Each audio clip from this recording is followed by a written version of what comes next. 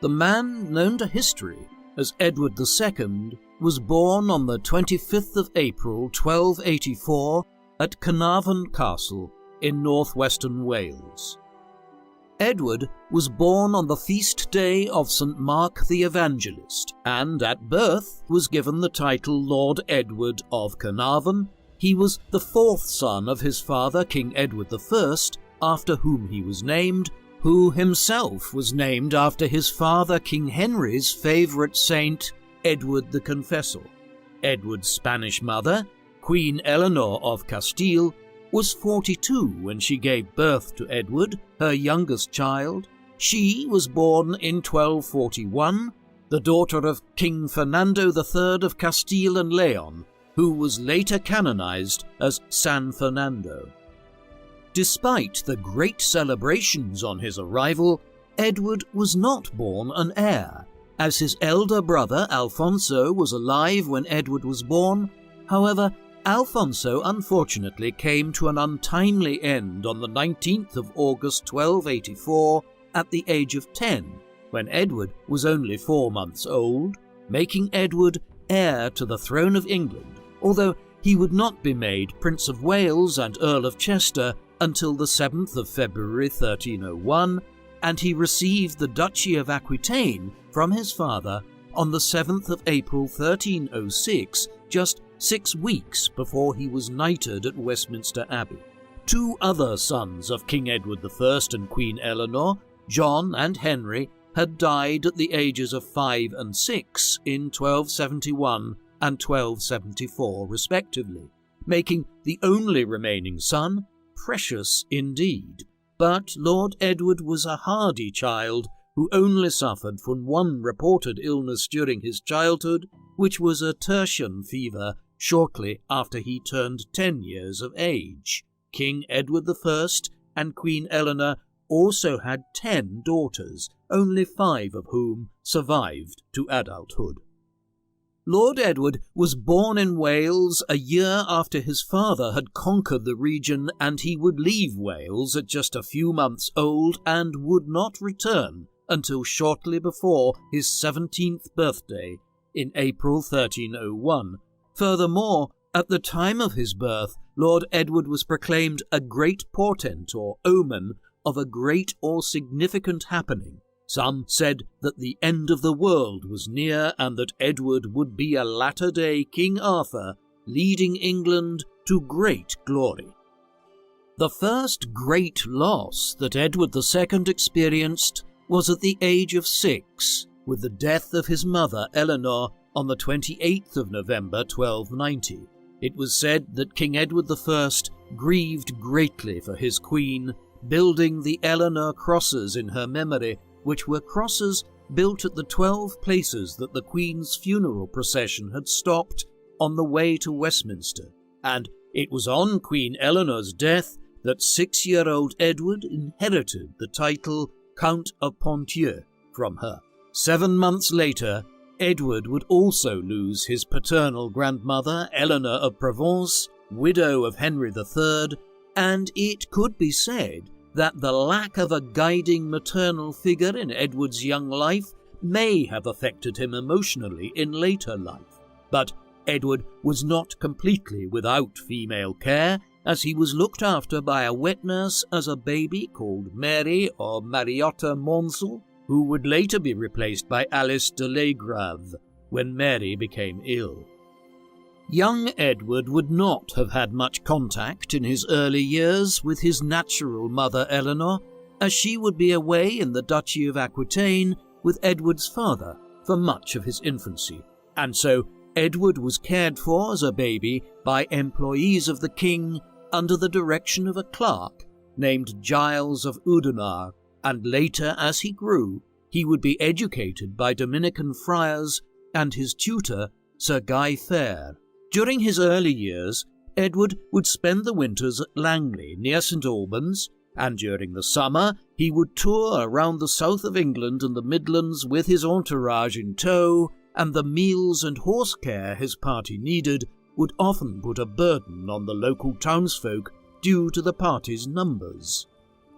As well as a large staff, Edward also had the companionship of several children of high birth who were recorded as part of his household during the 1290s, such as Maud Chaworth, granddaughter of the Earl of Warwick, Eleanor de Burgh, eldest daughter of the Earl of Ulster, and Humphrey de Bohun, heir to the earldom of Hereford, and in the early 1300s, the nephew of the Earl of Gloucester, Gilbert de Clare, who was Lord of Thomond in Ireland. Hugh Despenser, when he was a boy, and Piers Gaveston, a noble from France, were also part of his household, and indeed Piers Gaveston was originally a squire in Edward I's household and was recorded in the records by the nickname Perrot.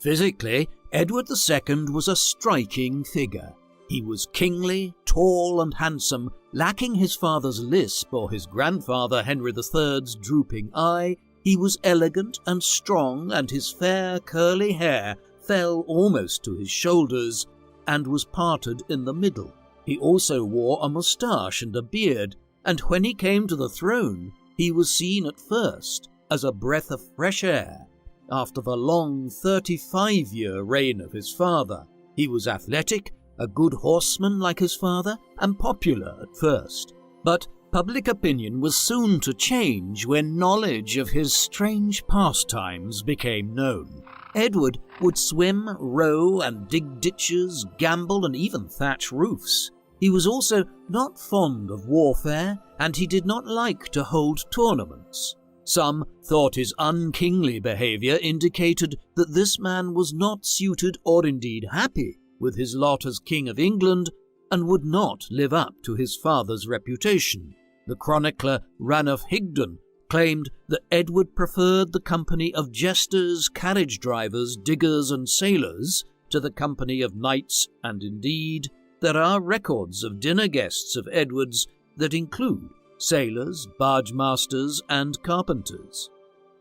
It is true that Edward II's reputation with his people and with the nobles at court and even with his own father would suffer from his pursuit of unsuitable pastimes, and also his seeming obsession with unsuitable favourites, whom he would shower with privileges. The first, and perhaps most famous of Edward's favourites, was the son of Arnaud de Gaveston, a Gascon knight and vassal to Edward I in his role as Duke of Aquitaine, who served with Edward I during the Welsh Wars of 1282 to 1283. The son's name was Piers Gaveston. It was Edward I who initially sent Piers Gaveston to live in his son's household when Edward was just 16, as he had impressed Edward I with his military prowess when he served in his army in Flanders in 1297 and also in Scotland in 1300. It is thought that Edward I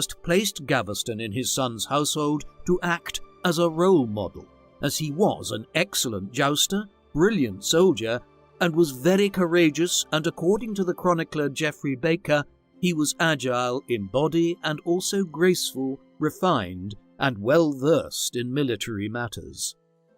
In 1304, at the request of young Edward, the king gave Gaveston the wardship of Roger Mortimer of Wigmore, after the death of his father. This act showed that the king had confidence in his son's companion at that time, as he would have charge of Mortimer's possessions until the child came of age. Piers Gaveston was of noble birth, his family being from the village of Gaveston, close to the Pyrenees, from which the family took their name. He is thought to have been older than Edward, a flamboyant character who was a member of Edward I's household from November 1297. However, by 1303, Gaveston was described as Edward II's companion, and Edward was known to show him great affection in public, and indeed it was blatant that Edward loved the man. But whether it was a brotherly love or some deeper sexual attraction is a subject of debate among scholars.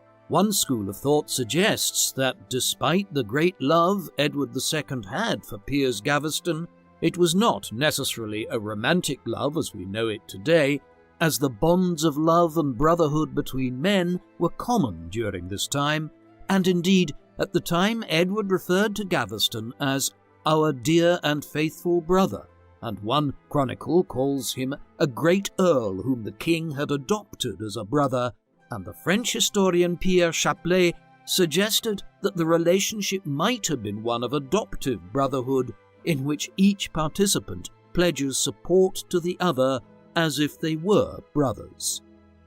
It is indisputable that Gaveston did hold great influence over Edward. However, the idea that their relationship was sexual was largely due to the play of 1592 by Christopher Marlowe called Edward II. But the words of an anonymous chronicler from the 1320s have also been interpreted as suggestive of a sexual element to their relationship, although the words used, such as indissoluble love, covenant of constancy, and fastened with a knot, do not suggest sexual overtones at all, but are quite vague, and indeed it was the case at the time that sodomy was a heresy and was condemned by the Church in 14th century England, so it was not something that Edward, either as heir to the crown or indeed as king, would have undertaken lightly. The first blatant reference to homosexuality came in 1334,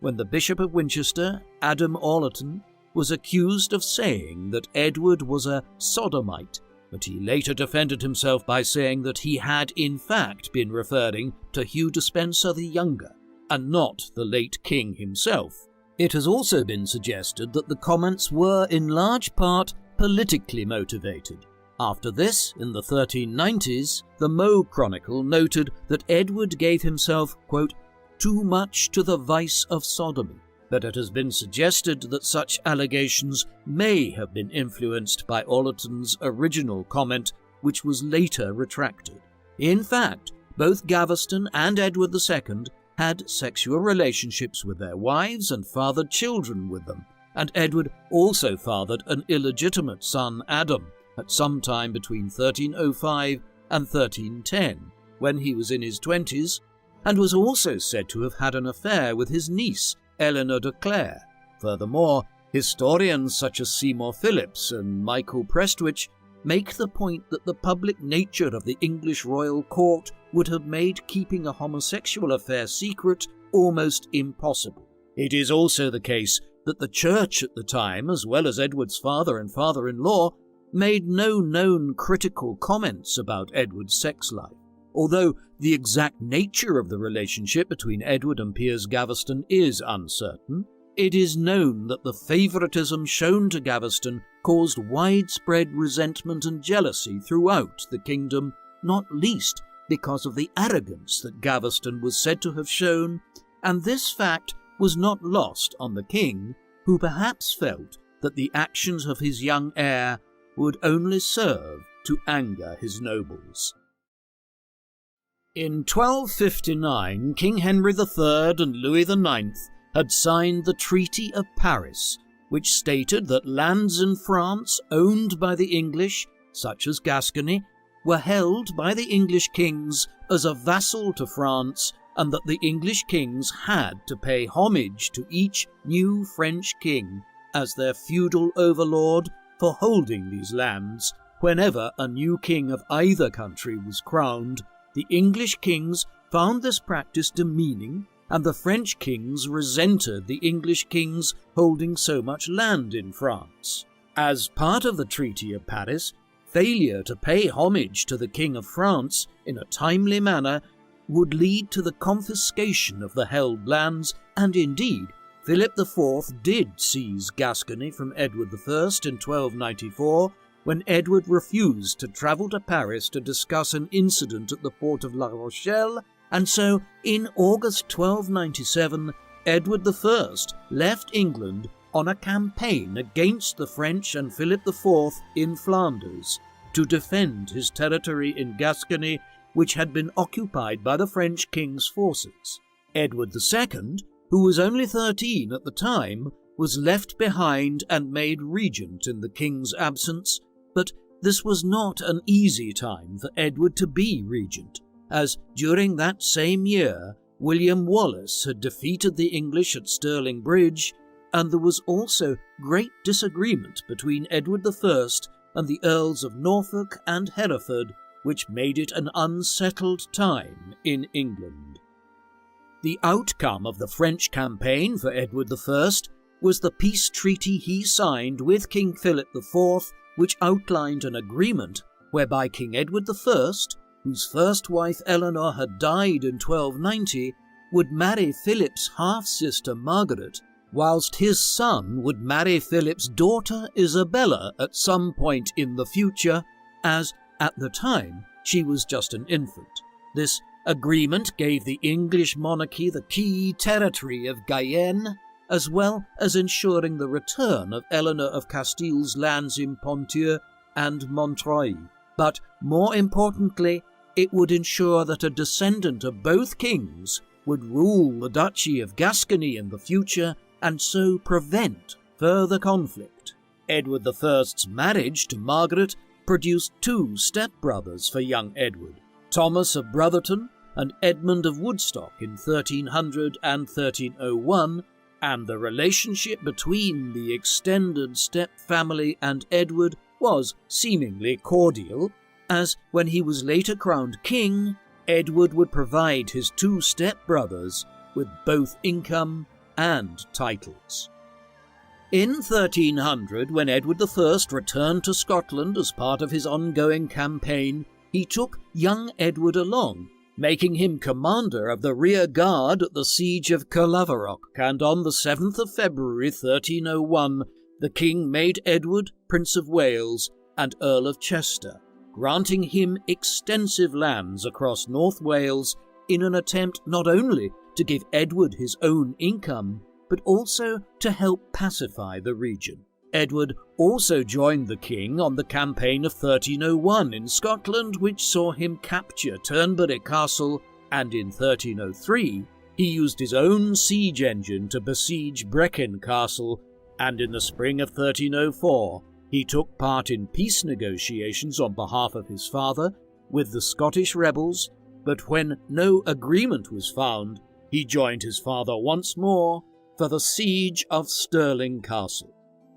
The year 1305 was marked by a quarrel that young Prince Edward had with Walter Langton, the royal treasurer, over the amount of money Edward received from the crown. His father sided with the treasurer, and Edward and his companions were banished from court, and his financial support was curtailed. However, the rift didn't last long, and father and son were soon reconciled. In 1306, Edward I had been greatly angered by the actions of his former ally, Robert the Bruce, including his crowning at Scone Abbey as King of Scotland and his stabbing to death of his great enemy, John the Red Comyn, in the Franciscan Greyfriars Church in Dumfries. Prior to the crowning of Robert the Bruce, there had been a 10-year interregnum in Scotland, from when the previous King John Balliol had been removed from the throne in 1296, and whilst the English kings of the time did not lay claim to the Scottish throne, they did feel entitled to interfere in Scottish affairs, and they also believed that the Scottish kings owed fealty or loyalty to the kings of England in return for the kingdom they ruled. Both Edward I and Edward II would not recognise Robert the Bruce as King of the Scots, and the same was true of the Pope, because of Bruce's killing of John Comyn on sacred ground, and much of Edward II's reign would be marked by constant campaigns to defeat Robert the Bruce and claim his position as Overlord of Scotland. And so, on the 7th of April 1306, when King Edward I made his son Duke of Aquitaine, his intention was for Edward to lead the campaign against Robert the Bruce and finally quash the Scottish rebels.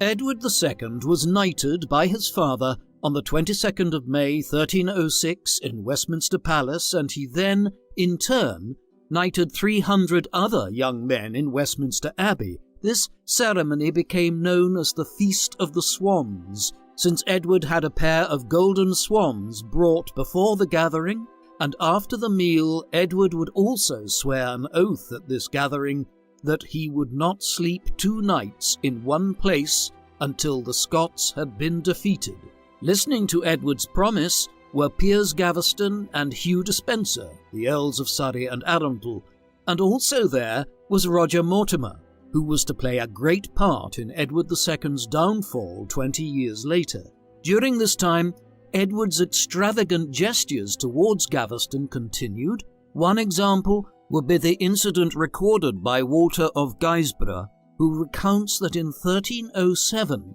Edward told his father the king of his intention to give his favourite Piers Gaveston the title of Count of Ponthieu, which Edward had inherited from his mother, Eleanor of Castile, on her death. This reportedly caused the king to fly into a rage and defame Edward and even to lay hands on him, possibly saying that he would not have Edward inherit his lands would it not split the kingdom. It is also thought that Piers Gaveston may have been involved in an argument that Edward II had with the treasurer Walter Langton in 1305, following which Gaveston and Edward had been banished from court. However, the incident of 1307 was deemed much more serious by the king, as it resulted in him sending Gaveston into exile on the continent from the 30th of April 1307. But the exile was more of a punishment for Edward rather than Gaveston himself, and even though he was looked after financially by Edward I, as he gave him a dowry of 100 marks a year while he was absent, young Edward, generous as ever, made sure that Gaveston left the kingdom with horses, luxurious clothes, as well as £260.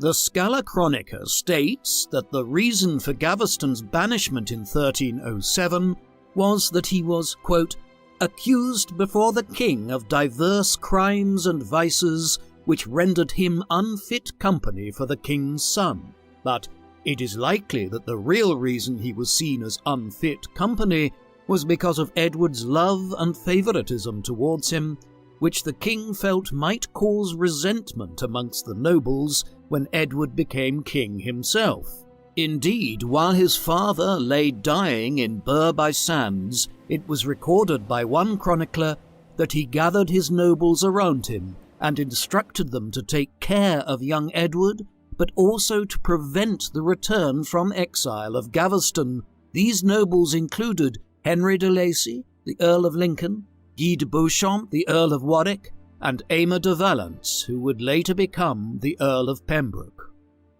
Edward II's reign would be marked by controversy concerning the exact nature of his relationship with Piers Gaveston, but also because of his blatant favouritism. Indeed, following his father's death, Edward immediately recalled Gaveston from the exile in France that King Edward I had sent him to, despite knowing that it was against his father's wishes. This first act as king would come to typify his political naivety, as would his favouritism to male followers during his reign, which greatly antagonized the great earls, just as his father had feared. King Edward I died at the age of 68 on the 7th of July 1307 in Burr-by-Sands, on his way once again, accompanied by a large army, to confront Robert the Bruce. He died with Scotland's borders within sight, but whilst his son, and now the new King Edward II, had been on his way to join his father, he had decided to stop and turn back when he reached Northampton, and he sent his father 2 barrels of expensive sturgeon in his place. However, on hearing the news that his father had died, Edward II left London and started the march north to Carlisle. On the 23rd of July, Edward oversaw the departure of his father's funeral procession for London and Westminster Abbey, led by the Bishop of Durham, Anthony Beck, and Edward then set off on the 30-mile march to Dumfries, with the aim of hunting down Robert the Bruce and also meeting up with his favourite Piers Gaveston, which he did when he arrived in Dumfries in August, and it was speculated that this would have been an emotional meeting due to the fact that Edward, by this time, loved Gaveston deeply and hadn't seen him since April. Edward II had inherited the earldom of Cornwall from his father, who in turn had inherited it from the childless Earl Edmund, nephew of Henry III, but on the 6th of August 1307, just a month after his father's death, Edward passed it on to his favourite Piers Gaveston, again much to the annoyance of the earls, who were forced to put their seals to the charter, which is today housed in the National Archives in Kew, and only one dissenting earl refused to sign the charter. That was the Earl of Warwick. The earldom of Cornwall had been one of the great titles of the Plantagenet era, and included lands in the southwest as well as Berkshire, Oxfordshire and Yorkshire, with an income of around £4,000 per year. And not only did Edward bestow this title on Gaveston, who the earls saw as unworthy, but he also promised him the hand in marriage of Margaret de Clare, the daughter of the powerful Gilbert, Earl of Gloucester, and Joan of Acre, Edward's sister. However, this act, which many saw as overly generous and inappropriate for a person of Gaveston's low standing, would also be a decision that would ultimately prove dangerous politically for Edward, as his love and favour for Gaveston was an indisputable fact, as was the gulf between their backgrounds, which was large, and these indignities and injustices greatly angered the earls,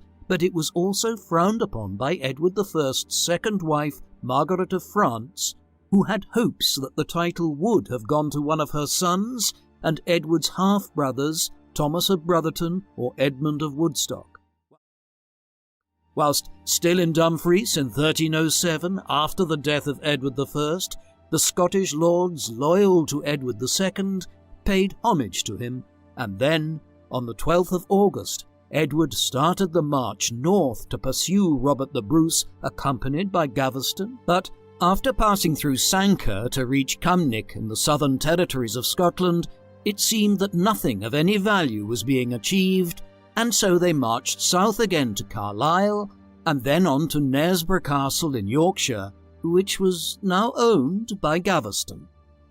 Edward had inherited debts of some £200,000 from his father's reign when he came to the throne, but a good king should have been able to refinance and cope with this deficit, and one of the greater challenges left to Edward II by his father was the critical issue of the extent of English control in Scotland, as Edward I's long military campaign against the Scots and his issues with Robert the Bruce had not been concluded before his death.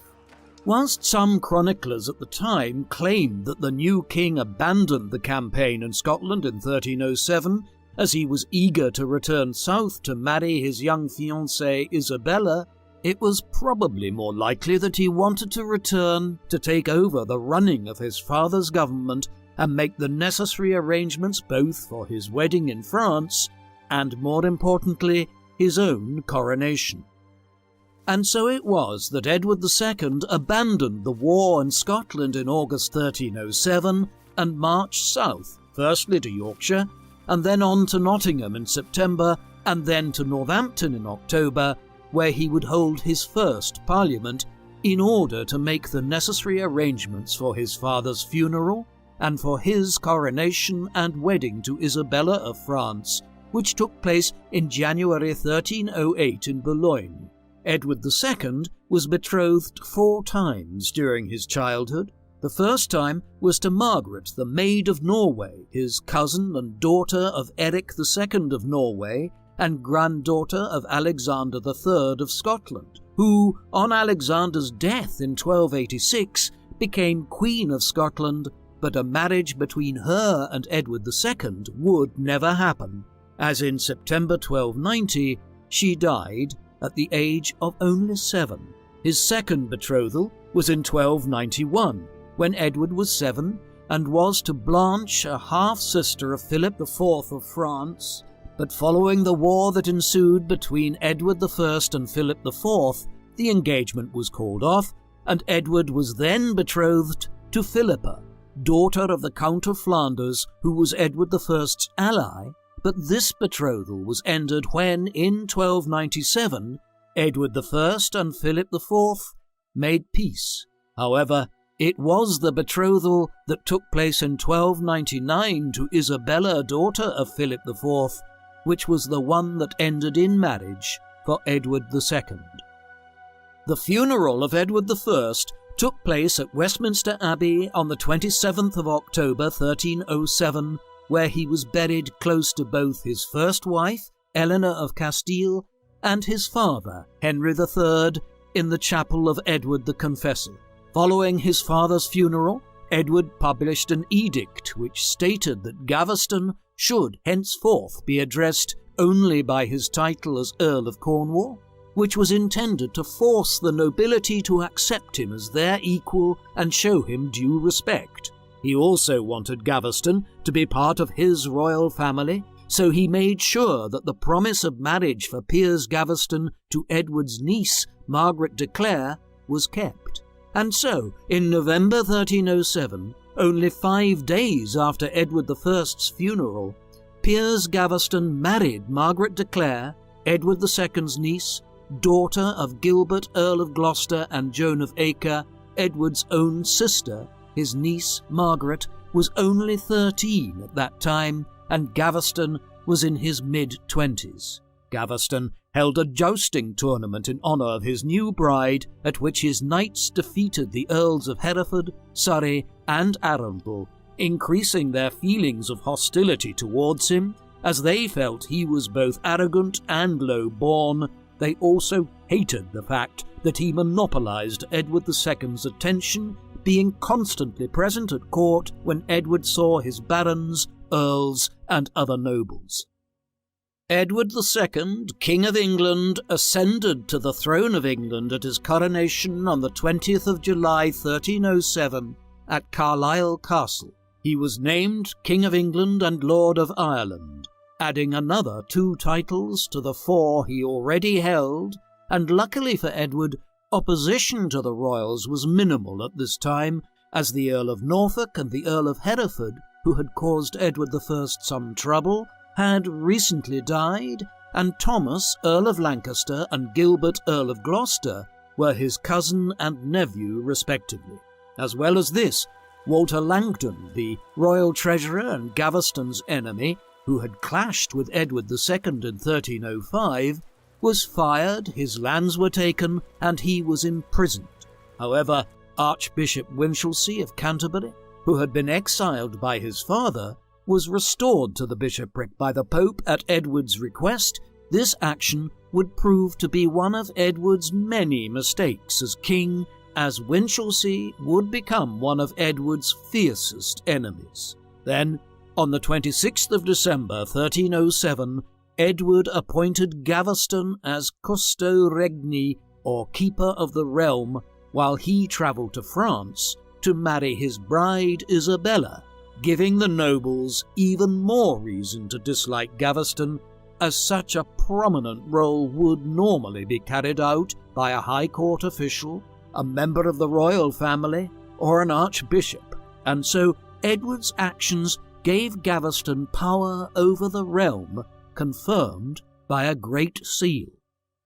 Edward and Isabella had been promised to each other since 1299, when Edward was 15 and Isabella was 3 or 4, and in Boulogne in France, on the 25th of January 1308, Edward II married the 12-year-old Isabella, who was 11 years his junior, and reportedly very beautiful, as well as greedy and extremely extravagant, but also compassionate, pious, and courageous, and their early marriage, at least until the 1370s, was quite successful, Isabella proving to be an ally and great companion to Edward, with Isabella becoming pregnant with their first child 4 years after their marriage at the age of 16. The negotiations with Philip IV over the size of Isabella's dowry had not been easy for the English royals, during which Edward agreed to pay homage to Philip for the Duchy of Aquitaine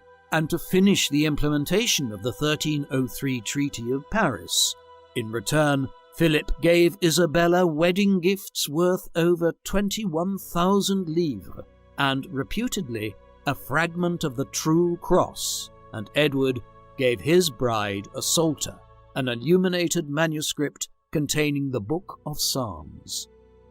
Their coronation took place at Westminster Abbey on Sunday the 25th of February 1308 in the presence of the nobles of England and France. The abbey had been restored and was adorned with a fountain producing wine, as well as marble tables and 40 ovens, and it was Piers Gaveston, immediately preceding the King and Queen in the procession, who carried the royal crown of Edward the Confessor, the most sacred of all the royal regalia carried at the ceremony, which was carried out of the abbey by Henry Woodlock, the Bishop of Winchester. Edward entered the abbey dressed in green silk and walking on a carpet of petals, and it was recorded in the Annals Paulini that Gaveston was so elegantly dressed in purple silk encrusted with pearls that he even outshone the king.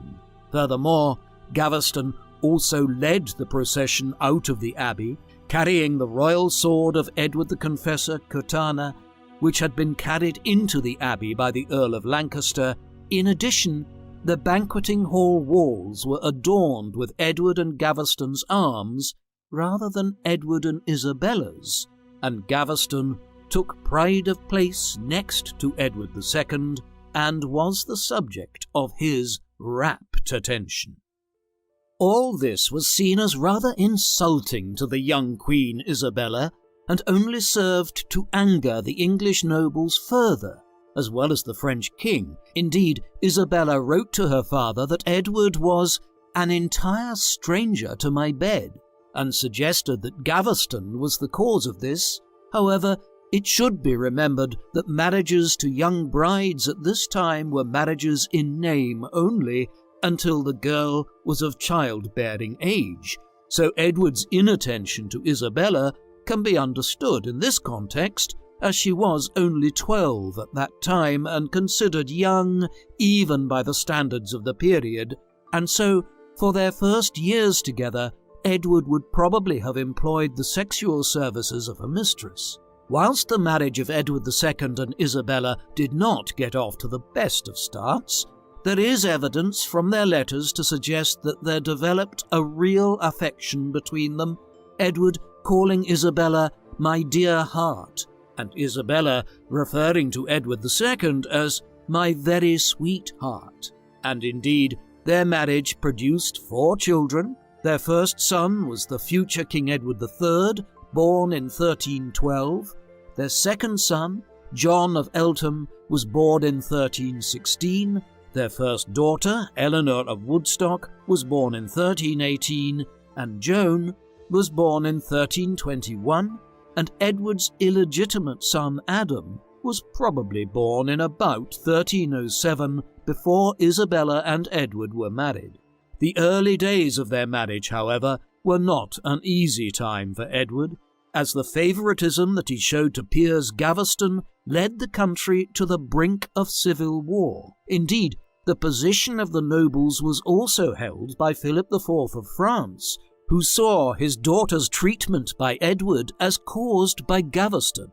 and Edward's stepmother, who was also Philip's half-sister Margaret, also had reason to dislike Gaveston and was said to have sent £40,000 to the English nobles to fund their opposition of him.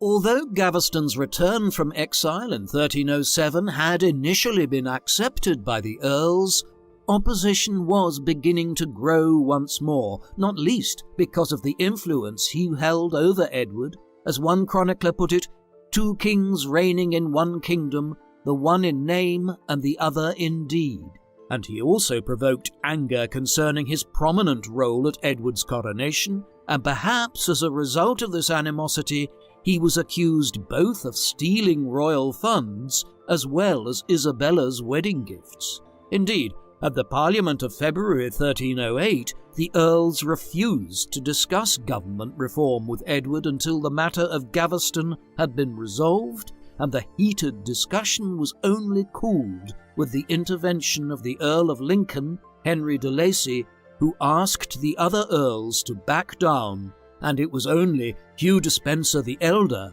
who supported Edward. However, at a session of Parliament in May of 1308, the opposition of the nobles to Gaveston resulted in Henry de Lacy, the Earl of Lincoln, requesting that Gaveston be exiled to Aquitaine under threat of excommunication should he return, and so, faced with civil war by this time, Edward II agreed to exile his favourite Piers Gaveston, who had until the 25th of June to leave England or face excommunication, and, although Edward agreed initially, he decided instead to send Gaveston across the Irish Sea and made him King's Lieutenant of Ireland. At a third meeting of Parliament in August 1308 to discuss reform, Edward put forward a plan for another military campaign against Scotland, but this was sidelined, and secretly Edward began negotiations with Pope Clement V as well as Philip IV in order to secure the return of Gaveston to England by offering to suppress the Knights Templars and to release Walter Langton from prison. At a further meeting of Parliament in 1309, the Earls, still refusing to allow Gaveston to return from exile, offered Edward further taxes in return for his agreement to a programme of governmental reform. However, after Edward assured the Pope that the conflict surrounding Gaveston had subsided, and in the presence of concerns over how the original decision to exile him had been taken, the Pope decided to annul the threat of excommunication, and so the way was left open for Gaveston to return to England.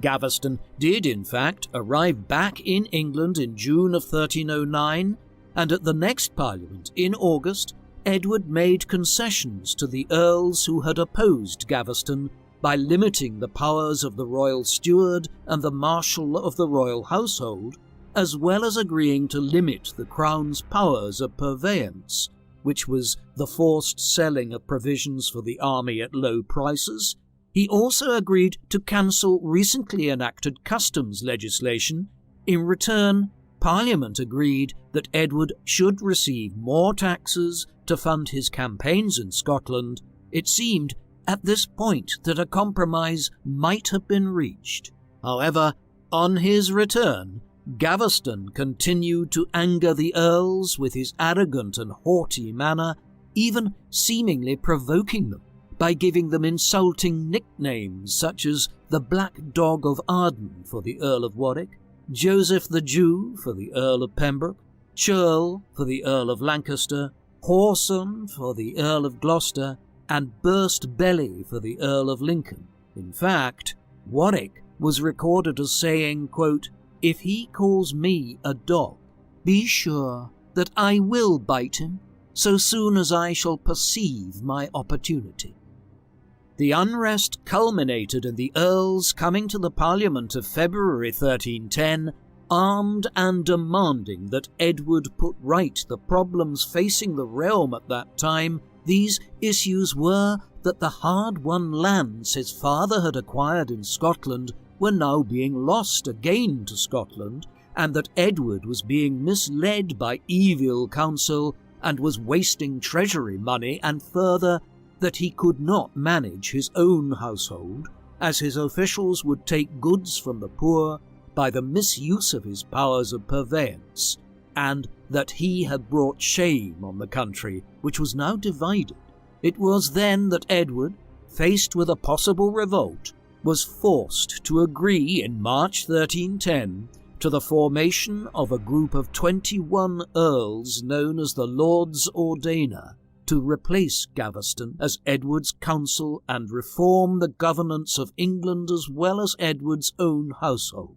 Then, in September of 1310, Edward and Gaveston took an army of 4,700 men to Scotland, but Robert the Bruce would not give battle, and so, with little progress made over the winter and supplies and money running low, Edward returned south in the summer of 1311, however. In Edward's absence in Scotland, Anthony Beck, Bishop of Durham, had died. As well as this, Edward's regent Henry de Lacy, the Earl of Lincoln, had also died. With Lincoln's death, Edward's cousin Thomas, the Earl of Lancaster, grew even more powerful as he inherited Lincoln's earldoms through his wife Lincoln's sister, and so now held Lancaster, Leicester, Lincoln, Salisbury and Derby, with an income of around £11,000 a year from his lands, making him by far the most powerful and wealthy earl in England, and he had wielded this power whilst Edward was in Scotland, as Lancaster was duty-bound to give homage to Edward for the lands he held, but refused to do so in Scotland, forcing Edward to cross the Tweed to accept homage from Lancaster in Haggerston. During Edward's absence in Scotland, the Ordainers had drawn up the ordinances of 1311, which Edward accepted in October 1311. The reforms limited the king's authority to go to war or to grant lands without Parliament's approval. It also gave Parliament control of the royal administration, as well as abolishing the system of purveyance, and it also excluded the borrowing of money from the Italian Frescobaldi bankers, to whom Edward, by this time, owed £21,000. In addition, a system was implemented to check the ordinances were being kept, but most devastating for Edward, the ordinances exiled Gaveston once more, insisting that he should not be allowed to live in any lands owned by Edward, including Gascony and Ireland, and that he should lose his titles. Edward was forced to accept Gaveston's exile, although it took 6 weeks for him to agree to that particular clause of the ordinances, and later he sought advice on the exiles of others as to how he might bring him back, but ultimately Gaveston was ordered into exile by the 1st of November 1311. However, he left later than ordered on the 3rd or 4th of November from the Thames, possibly for northern France or Flanders. Despite Gaveston's departure from England, the tension between Edward and the earls remained high, and when further ordinances ordered that other members of his household sympathetic to Gaveston should leave, this further angered the king, and perhaps feeling that his royal power was being stripped, he decided to revoke the ordinances and recalled Gaveston from exile in early 1312, giving him back his title Earl of Cornwall. Edward spent Christmas with Isabella, but left Westminster on the 27th of December 1311 and headed north with Gaveston's wife, his niece Margaret, who was now heavily pregnant, arriving in York, where Margaret gave birth on the 12th of January 1311 to Gaveston's daughter Joan, named after Edward's sister Joan of Acre, and so Edward then met up with Gaveston on the 13th of January, and they travelled together to York so that Gaveston could see his wife and newborn daughter. The earls met in London and stopped further funding for the king and planned their capture of Gaveston. However, Edward was bent on saving his favourite at all costs, even asking Robert the Bruce to give him sanctuary. But Robert refused, and the desperate request showed that Edward's love of Gaveston was evidently more important to him than the overlordship of Scotland, the loyalty of his earls, and perhaps even his throne. Isabella then left for York, and she was reunited with her husband in late February 1312 at Bishopthorpe just south of York, where they promptly conceived their first son, who would later become King Edward III. Subsequently, Edward and Gaveston, who the Archbishop of Canterbury had excommunicated in March, left for Newcastle on the 5th of April 1312, with Isabella also arriving there on the 22nd of April, later moving on to Tynemouth Priory, maybe because by this time Gaveston was ill. They were pursued to Newcastle by Thomas, Earl of Lancaster. Despite this, Edward found time to celebrate his 28th birthday on the 25th of April by buying Isabella some large white pearls with £40 he had borrowed from a Genoese merchant, and during this time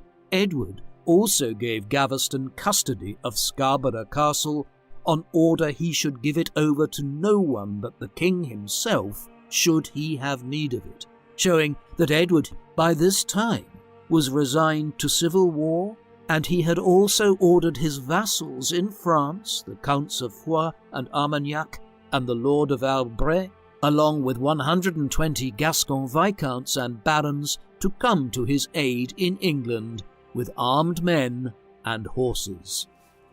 When, on the 3rd of May, Edward heard of the imminent arrival of Lancaster and his army, they fled to join Isabella at Tynemouth, and on the 5th of May they travelled by sea to Scarborough Castle, leaving behind much of their household and valuables, with Isabella travelling by land instead. Edward then left Gaveston at Scarborough and travelled to Knaresborough and then York, where he met up with Isabella again on the 14th of May. Meanwhile, Lancaster seized the king's possessions left behind at Tynemouth, which included a gold ring with an enormous ruby called the Cherry, and a gold cup studded with jewels, along with 63 horses. On the day the king left Scarborough Castle for York, Gaveston was besieged there by John de Warenne, the Earl of Surrey, Henry Percy, Aymer de Valence, the Earl of Pembroke, and Sir Roger de Clifford,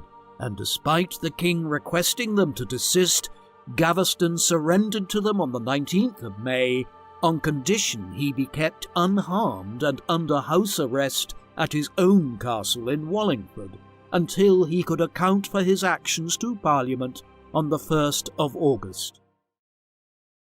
Placed under the custody of the Earl of Pembroke, Gaveston was taken south to Wallingford, but they stopped at Deddington, some 30 miles short of Wallingford, on the 9th of June, and that night Pembroke left Gaveston under guard at Deddington Priory while he visited his wife, Beatrice, and it was on the morning of the 10th of June that Gaveston awoke to the sound of horses and men surrounding the priory. It was Guy de Beauchamp, the Earl of Warwick, who Gaveston had insultingly called the Black Dog of Arden. He had come for revenge. Warwick then took Gaveston to Warwick Castle, after publicly walking him through the streets of Deddington, stripped of his belt of knighthood, barefoot and bareheaded. He was thrown into the dungeons of Warwick Castle and put in chains, and after a brief trial on the 18th of June,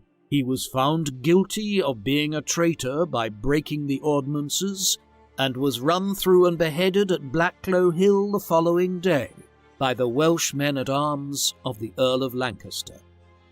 His body was taken in by Dominican monks, who sewed back his head, tended his body, and dressed him, which was paid for by both Edward and Gaveston's widow Margaret, whose family would later be provided for by Edward, but the Dominicans could not bury Gaveston, who was, after all, excommunicate, and so he was not buried until the 2nd of January 1315, when his funeral was held in King's Langley Priory in Hertfordshire, after the Archbishop of Canterbury, Walter Reynolds, absolved his excommunication. The killing of Gaveston caused further division in England, as Edward grieved deeply and was furious with Lancaster in particular, and the division caused by his treatment of Gaveston would cause a permanent rift between the men. Furthermore, the Earls of Pembroke and Surrey also disagreed with what Lancaster had done and moved their support to Edward, and the threat of civil war loomed once again.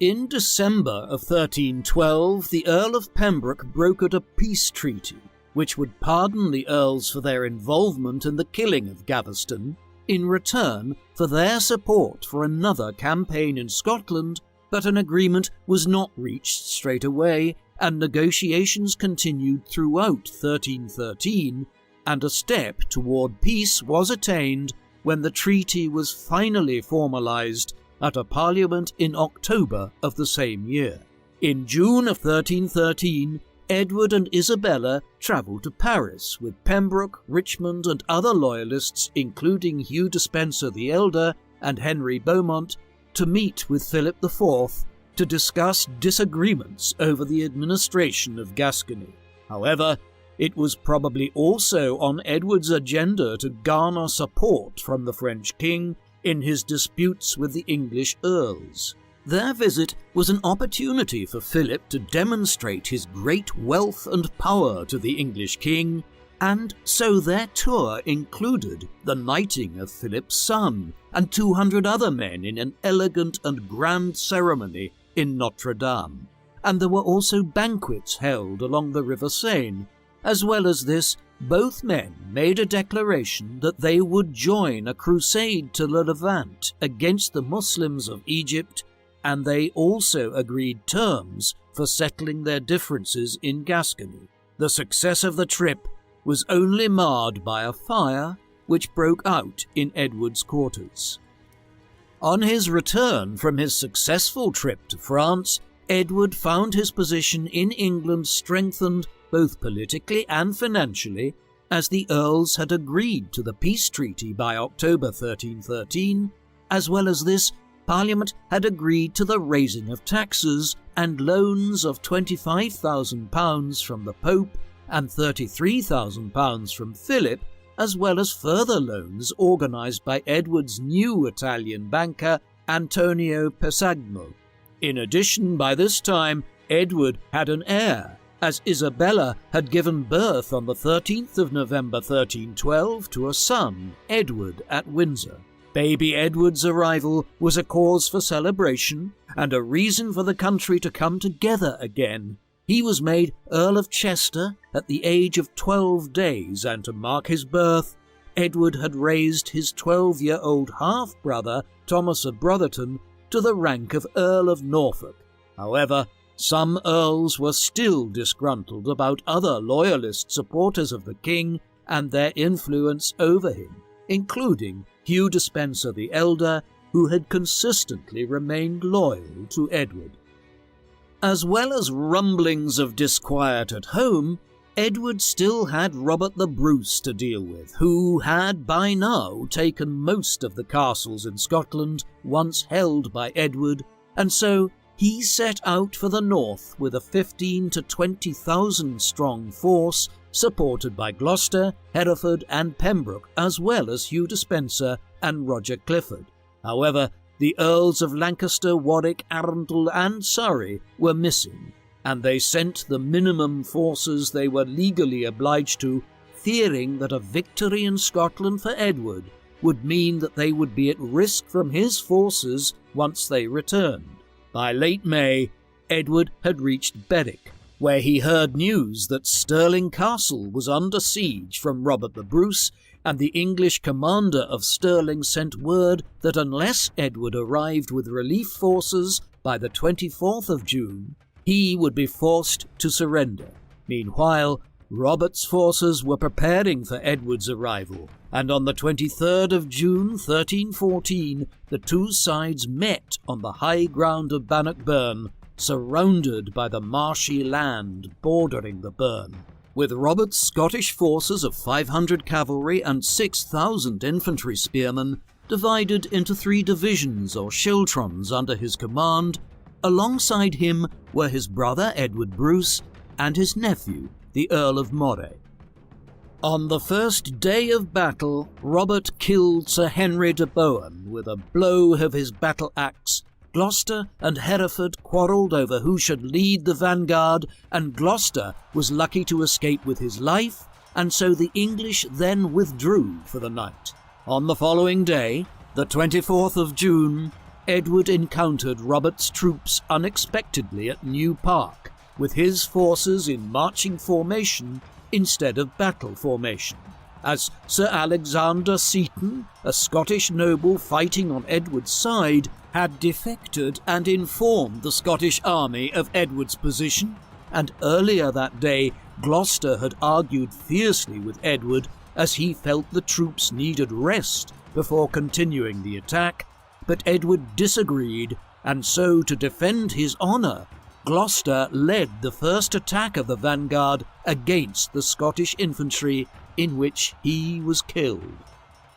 Edward's archers were at the rear of his formation and therefore unable to break up Robert's spearmen, who crushed Edward's cavalry as they struggled to fight in the cramped terrain, and so the English army were defeated in a pitched battle in which the Earl of Hereford was captured, and the Earl of Gloucester, Sir Roger de Clifford, and Sir Giles d'Argenton, the third best knight in Europe, all lost their lives. Edward was dragged away from the fighting by Aymer de Valence, the Earl of Pembroke, and Sir Giles d'Argenton when they realised that all was lost, after which the battle turned into a rout, with the pursuing Scottish army killing the remaining English forces in retreat, and while the English were suffering huge losses, which historian Peter Rees puts at 11,000 infantrymen, Edward retreated to Dunbar, then Berwick,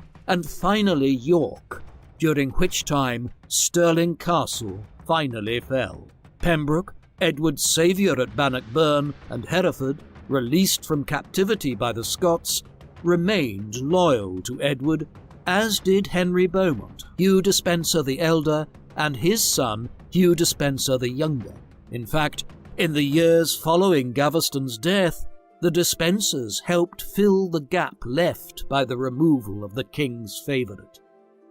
During the years 1314 to 1317, increasingly harsh winters followed by wet summers throughout Europe resulted in flash floods in 1315, which destroyed arable lands, resulting in the death of thousands of sheep and cattle from disease and starvation, and ultimately famine throughout England for 2 years, as an 80% deficit in crops meant that starving people resorted to eating bird droppings, pets, damp and rotten corn, and on occasion each other. The loss of export revenue for wool and the decrease in meat supplies and resulting increase in food prices put pressure on the military garrison near Scotland, while Robert the Bruce pressed further south into England's territories, perhaps spurred on by the loss of English earls at Bannockburn, as well as the death of Warwick,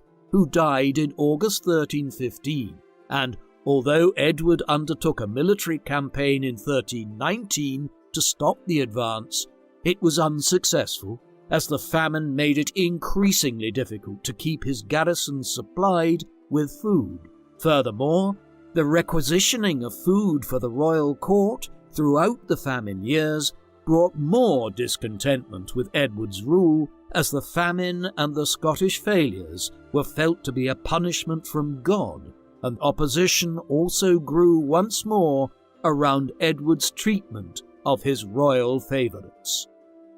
On the death of Gilbert de Clare, the Earl of Gloucester at Bannockburn, his estates were split between his 3 sisters, as he and his wife Maud had no children of their own, and so 3 of those loyal to Edward, Hugh de Audley, Roger d'Amory, and Hugh Despenser the younger, received large fortunes as they were already married to the sisters of the Earl of Gloucester, Margaret, the widow of Gaveston, Elizabeth and Eleanor respectively, and whilst the 3 received equal portions of de Clare's fortune, Hugh Despenser the younger also received the entire lordship of Glamorgan in Wales, the most important of the de Clare lands politically. From being a landless knight, Hugh Despenser the younger had married into the wealthy de Clare family, had become the king's chamberlain, and had acquired Glamorgan in the Welsh Marches in 1317, and both he and his father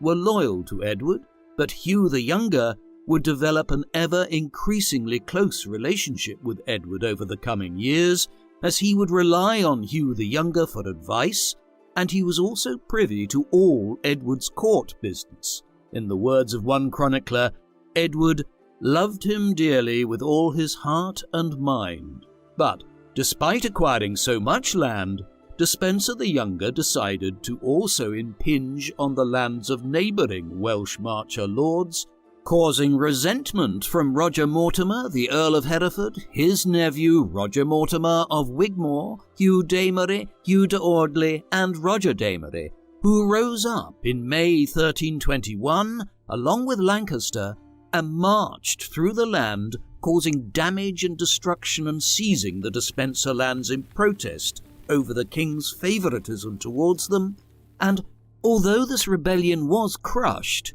resistance continued under Thomas, Earl of Lancaster, the Marcher Lord's ally. Edward faced further conflict and possible civil war when the Earls, led by Lancaster, pressured Edward to re-implement the ordinances of 1311, removing a number of royal ministers, replacing all the sheriffs in England, ordering the resumption of royal grants, and putting pressure on Edward to hear petitions of grievance and complaint from his subjects, and, furthermore, much to Edward's displeasure, Hugh Despenser the Elder and Archbishop Reynolds were removed from their posts in government. Lancaster took virtual control of government when he became the head of a royal council in 1316, which was formed to implement the reforms, but he failed to fulfill the role, becoming isolated from the other earls as well as government, and refusing to meet Edward at Parliament for the next 2 years, bringing governance to a standstill. But after negotiations involving the Earl of Pembroke, further conflict was avoided with the Treaty of Lake in August 1318, which re-established Edward's control, pardoned Lancaster, and established a new royal council to uphold the ordinances. Despite the treaty, however, between 1317 and 1321, relations between Edward, Lancaster, and the Earls deteriorated further, not least because of Edward's treatment of his favourites, and in June 1321, Lancaster held a meeting of the Earls and clergy which determined that the Despensers had broken the ordinances, and despite Edward's attempt to broker peace, the opposition insisted on the exile of the Despensers, which Edward agreed to for the sake of the realm, but only after Isabella had begged him on her knees. However, Edward swore he would have his revenge, and aided by his half-brothers, some of the earls and clergy and the Earl of Pembroke, he deliberately created an excuse to go to war by having Isabella stop off on her way to pilgrimage at Leeds Castle, which was the stronghold of Bartholomew of Badlesmere, where his wife Margaret, falling for the trick, refused Isabella admittance and killed several of Isabella's contingent, thus giving the king reason to wage war. Edward would soon regain control of the southeast as Lancaster refused to help Badlesmere, who was his enemy, and in January 1322, with the help of the Despensers, who were able to secretly return from exile in mid-January, Edward overcame the opposition forces of the Marcher Lords along the River Severn. He was able to advance into the Welsh marches, where Bridgenorth was burned, and Roger Mortimer and his uncle Roger Mortimer de Chirk surrendered to Edward on the 22nd of January 1322, and then, in February, Hugh Audley the Elder and Maurice de Berkeley also surrendered, and Edward confiscated Berkeley Castle from Sir Maurice. Edward was winning not only militarily, but also politically, as in February 1322 a letter came to light that Edward had distributed widely, which showed that Lancaster had been negotiating with the Scots to overcome Edward, and many of Lancaster's allies became wary of supporting him, for fear of what would happen to them should he lose, and it was at this time that the Welsh nobility also lent their support to Edward, as the Marcher Lords had been more of a threat to their lands than Edward. Only 10 days after Lancaster's letters were published, he was declared a traitor to the realm, and Edward ordered the Earls of Kent and Surrey to capture Pontefract Castle. Then, as Lancaster and the earls loyal to him attempted to make their way to Carlisle with a force of around 700 men, they were stopped by Andrew Harclay, the warden of Carlisle Castle, who had an accumulated army of 4,000 men.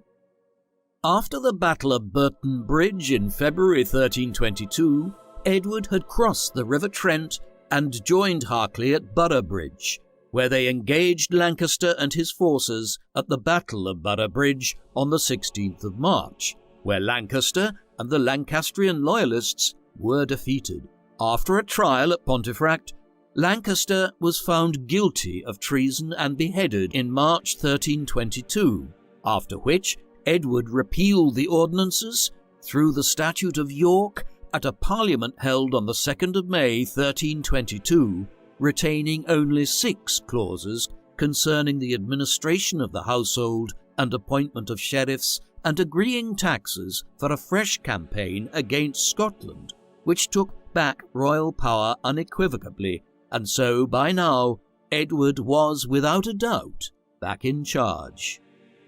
Following the Despenser War, the 2 Roger Mortimers, Chirk and Wigmore, were sentenced to death, but had their sentences commuted to life imprisonment, and they were imprisoned in the Tower of London, from where Roger Mortimer de Wigmore escaped in August 1323 before fleeing to France, and Maurice de Berkeley, Hugh Audley the Younger and the Elder were also imprisoned, while, in a last show of resistance, the Marcher lords attempted to free other captives from both Windsor and Wallingford castles. The remaining supporters of Lancaster were either executed or imprisoned, and their lands were seized, which resulted in Edward becoming hugely rich, as by 1326 his treasury contained £62,000, with which he rewarded his loyal supporters with titles and lands.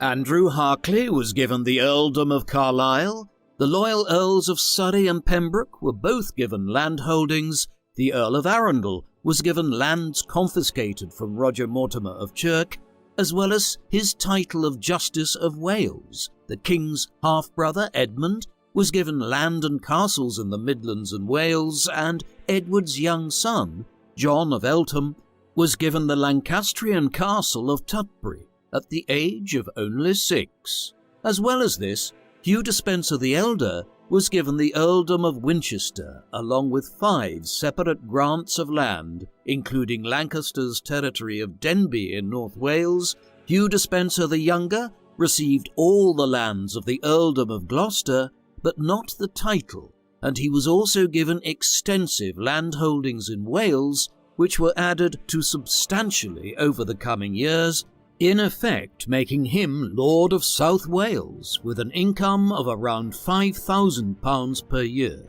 The king was granted £40,000 for another campaign in Scotland, which came to nothing, but which also resulted in the death of his illegitimate son Adam, and almost ended in Queen Isabella's capture when she was forced to flee Tynemouth by sea. Andrew Harclay tried to negotiate a peace treaty independently with Robert the Bruce under terms which would force Edward to recognise Robert as rightful King of Scotland in return for a cessation to the invasion of England. Unsurprisingly, the king was furious at Harclay's unauthorised intervention and immediately cruelly executed him as a common traitor, but the king did agree to a 13-year truce with Scotland. Bolstered by his swelling coffers and his victory over Lancaster, Edward became emboldened, and his loyal Despensers gathered the fruits of their loyalty whilst dealing cruelly with anyone who crossed them. Moreover, there was still discontentment with Edward's favouritism of them. Indeed, the chronicler Thomas de la Moor stated that under Edward, England had 3 kings at once. However, the success enjoyed by Edward would not last for long. as stories began to circulate of miracles happening, both at Lancaster's tomb and at the gallows used to execute his followers, and in addition, law and order broke down, with the confusion caused by the many seizures of land, and then, on the 1st of August 1323, at the Tower of London, Roger Mortimer of Wigmore, now landless, escaped from his dungeon and fled to France, where he was welcomed by the new King of France, Charles IV,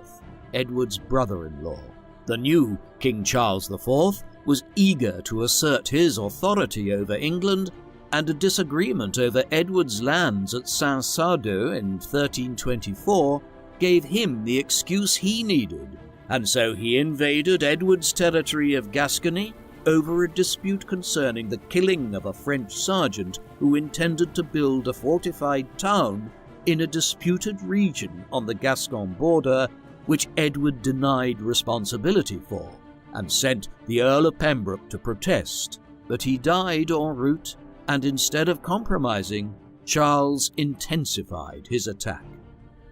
In August 1324, the French king's uncle, Charles of Valois, invaded Aquitaine. In response, Edward ordered the arrest of any French citizen in England and seized all French-held lands in England, including Isabella's. And so the clergy and earls recommended the raising of an army of 11,000 men to invade Gascony, which Edward sent to France, led by the Earl of Surrey, as he felt that if he left England accompanied by his loyal earls, that he would leave the country open to invasion or rebellion. In the meantime, Edward recommenced negotiations with King Charles IV, who suggested that Isabella travel to France along with Prince Edward to give homage to the French king for Gascony, and in return, Charles would end the war and return the disputed region of Agenais. But as Edward was concerned about sending his son to France, he sent Isabella alone instead in March 1325. The negotiations were not easy for Isabella, but she appealed to her brother Charles directly, and it was eventually agreed that Edward would pay homage in person for his lands in Gascony. However, as Edward was still concerned about possible uprisings in England were he to leave, he gave the Duchy of Aquitaine to his son Edward instead and sent him to pay homage to Charles in his place. Therefore, the young Prince Edward crossed the Channel and paid homage to his uncle, the French King Charles IV, in September 1325, and following this, Edward had expected the return of his family to England, but instead, Isabella remained in France. Edward and Isabella's marriage had been successful in the beginning, but by the time she left for France in 1325, the Queen was feeling discontent with Edward's treatment of her, not least because of his behaviour towards his favourites, but there were other issues, as Isabella seemed to have disliked Hugh Despenser the Younger personally, maybe because of his mistreatment of high-born women at court, or maybe because she felt humiliated that her own money from Edward came via Despenser. She was also embarrassed that she had cause to flee Scottish forces on no fewer than 3 occasions during her marriage, the last of which, in 1322, she blamed Despenser for directly.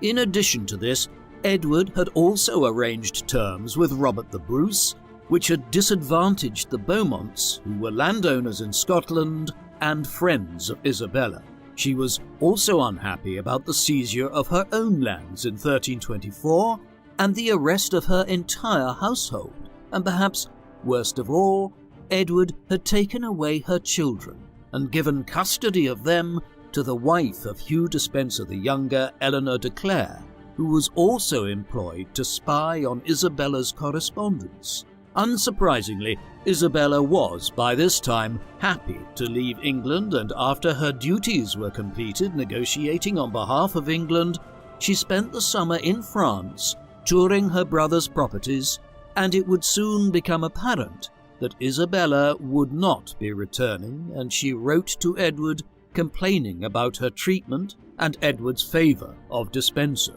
Isabella had met Roger Mortimer of Wigmore at Christmas 1325, and by February 1326 had formed a relationship with Edward's enemy, with whom she had much in common. They both wanted the removal of Edward from power, as well as to be rid of the Despensers, and so they plotted together. Edward, by this time, had heard of their relationship and asked Pope John XXII to force the French king to intervene on his behalf, and, facing excommunication, Charles was forced to demand that Isabella and Mortimer leave France.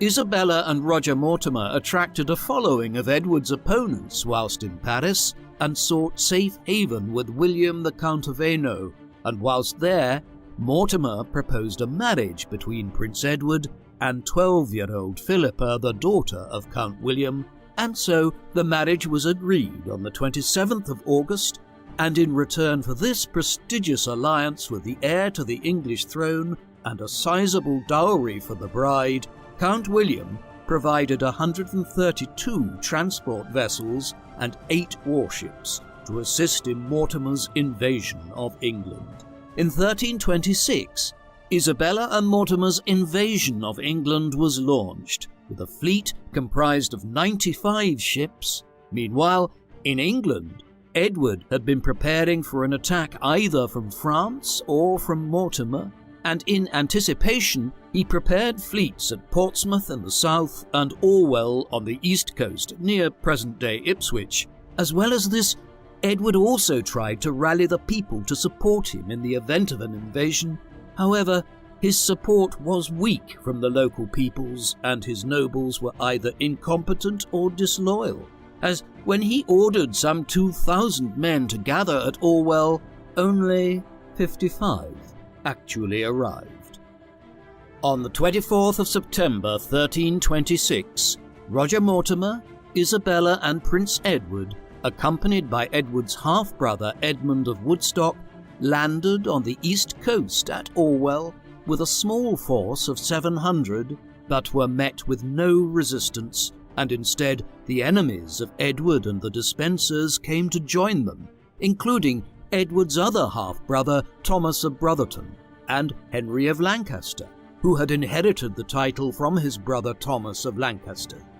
Whilst residing at the Tower of London, Edward tried to raise support in the capital. However, instead, there was anarchy in London, and mobs killed Edward's remaining officials, including his treasurer Walter Stapledon, in St. Paul's Cathedral, taking the Tower and releasing Edward's prisoners, and so Edward fled the city, accompanied by the Despensers, reaching Gloucester between the 9th and 12th of October, with Mortimer and Isabella giving chase, with an ever-increasing force of local allies, some motivated by Isabella's promise of monetary rewards for their support, published on the Eleanor Cross at Cheapside. Edward and Hugh Despenser the Younger set sail from Chepstow, headed for Lundy and then Ireland, in the hope of raising a fresh army. But bad weather forced them back to Cardiff, from where they retreated to Caerphilly Castle,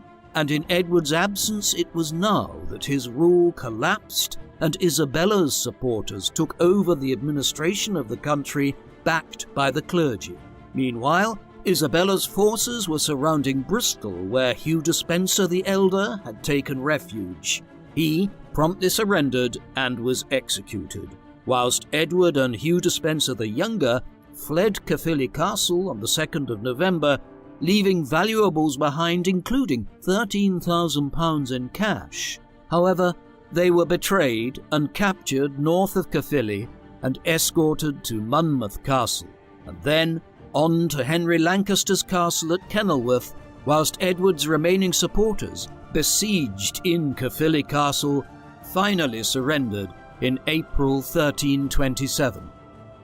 A parliament was called by Isabella and Mortimer, and Edward was forced to relinquish his throne, on the grounds that his weak leadership and personal faults had driven the country to the brink of disaster, and as such, he was incompetent to rule. Following that, on the 20th of January 1327, Henry of Lancaster and the bishops of Winchester and Lincoln met privately with Edward and informed him that his son Edward would only inherit his throne if he were to abdicate. With tears in his eyes, Edward agreed to abdicate, and Sir William Trussell, representing the kingdom, withdrew his fealty and formally ended Edward II's reign, and so his son, Prince Edward, was proclaimed king on the 25th of January 1327 in London, and crowned King Edward III at Westminster Abbey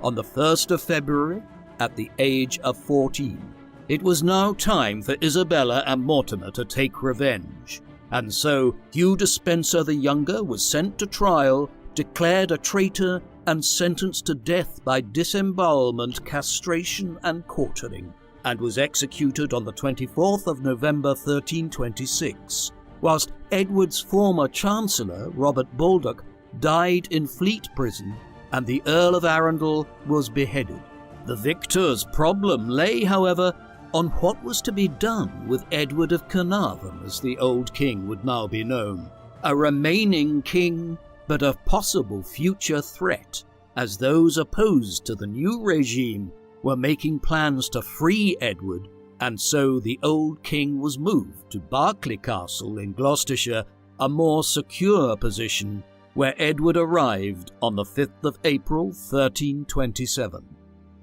Edward was kept under the custody of Mortimer's son-in-law Thomas Berkeley and John Maltravers, who were given £5 a day to look after Edward, and despite records showing luxury goods being bought for him, doubts exist as to how well looked after he actually was. As some chroniclers suggest, he may well have been mistreated, and also, during this time, there were several attempts from those loyal to Edward to free him from captivity. However, on the 21st of September 1327, Isabella and Mortimer's problems were solved when Edward II died at Berkeley Castle at the age of 43, supposedly from natural causes, but the timing of his death was most opportune for the couple, and suspicions arose as to the circumstances surrounding his death. On the 23rd of September 1327, Edward III was informed of his father's death, and following this, several of those who might have been involved in Edward's untimely demise fled, including Sir Thomas Gurney, Maltravers, and William Ockley.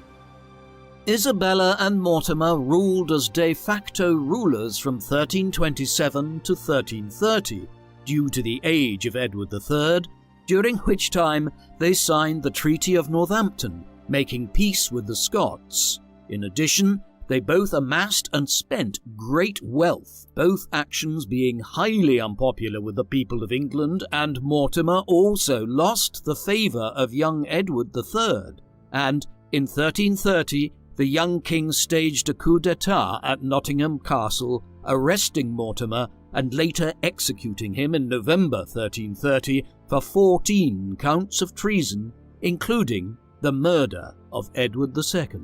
The new King Edward III blamed Mortimer for all the recent problems of the realm, effectively releasing his father of all guilt concerning the events, perhaps out of love, or perhaps to increase the legitimacy of his own reign, and he was also merciful and generous to Isabella, giving her a suitable allowance and returning her to public life.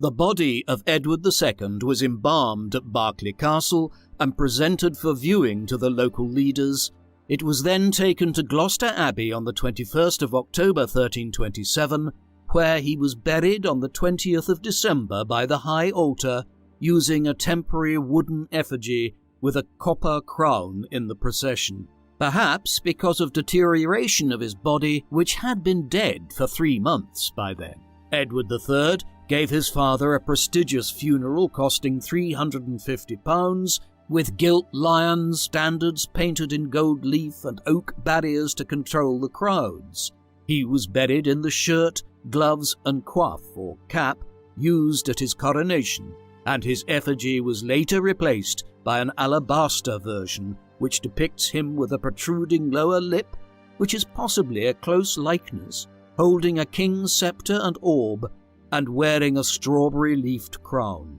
Edward's heart was placed in a silver container, which was later buried with Isabella at Newgate Church in London, but his body was placed in a lead coffin within an outer wooden coffin, which remains in his tomb at Gloucester Cathedral to this day. Controversy surrounds the circumstances of Edward II's death to this day, but during the mid-1330s accounts arose which stated that Edward had been killed by the insertion of a red-hot poker into his anus. Perhaps this was propaganda due to his alleged homosexuality. However, most later historians dismiss the idea that his captors would have killed him in such an easily detectable fashion. Further accounts suggest that Edward did not, in fact, die in September 1327, but much later, and that Edward actually escaped Berkeley Castle with the help of a servant and became a hermit in the Holy Roman Empire. Indeed, this account began with the Fieschi letter sent by an Italian priest called Manuel Fieschi to Edward III, in which he claimed that the body presented to Isabella and Mortimer was in fact the porter of Berkeley Castle, who was killed by the assassins in an attempt to escape punishment for failing to kill Edward.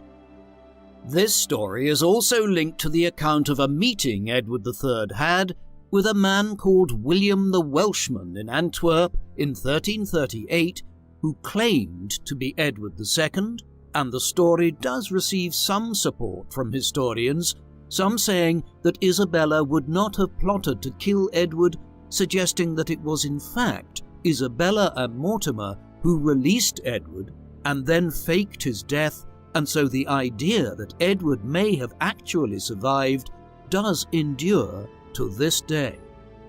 What do you think of Edward II? Was he an incompetent, weak failure of a king who let his emotions get in the way of his kingship and his favourites rule the realm? Or was he more of a reluctant king who did his best but was taken advantage of and was perhaps unsuited to his role? Please let us know what you think in the comments section, and in the meantime, thank you very much for watching.